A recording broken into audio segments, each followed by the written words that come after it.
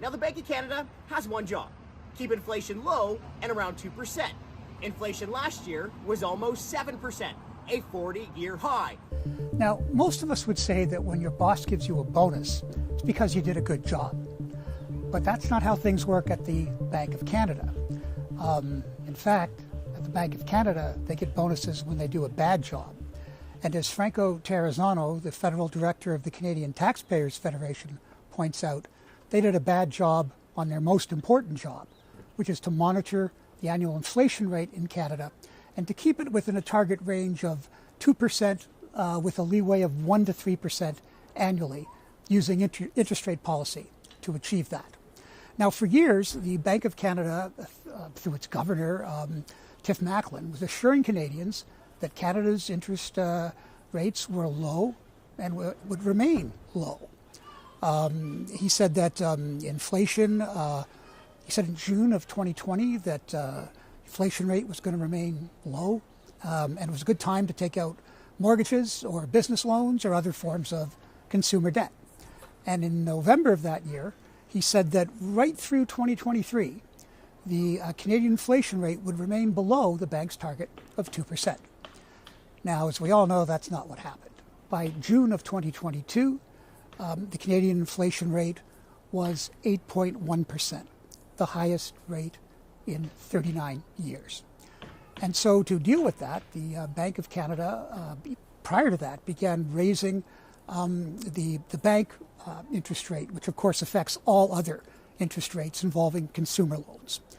And the bank raised its key rate 20-fold in 16 months, from 0.25% in March of 22 to 5.0% last week.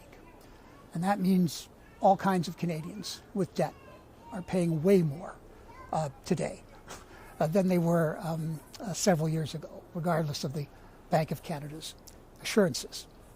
Now, as Franco Terrazzano of the Canadian Taxpayers Federation points out, it's odd, given that record, that from 2020 to 2022, Bank of Canada employees received $55 million in bonuses.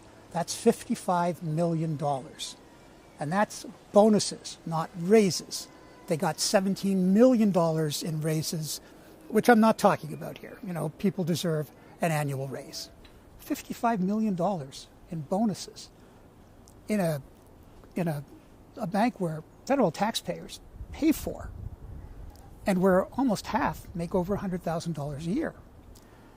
Now, while interest rates were rising and inflation was rising, the deputy governor of the bank said that, yes, we missed our target and we should be held accountable for that.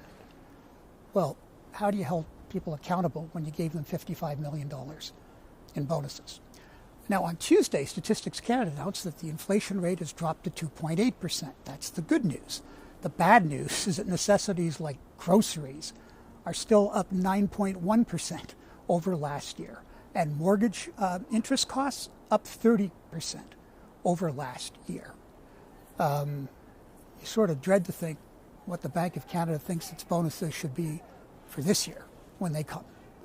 I'm Lorrie Goldstein of Sun Media. We're always interested in hearing your views, and please follow us on Twitter, Facebook, and our YouTube channel.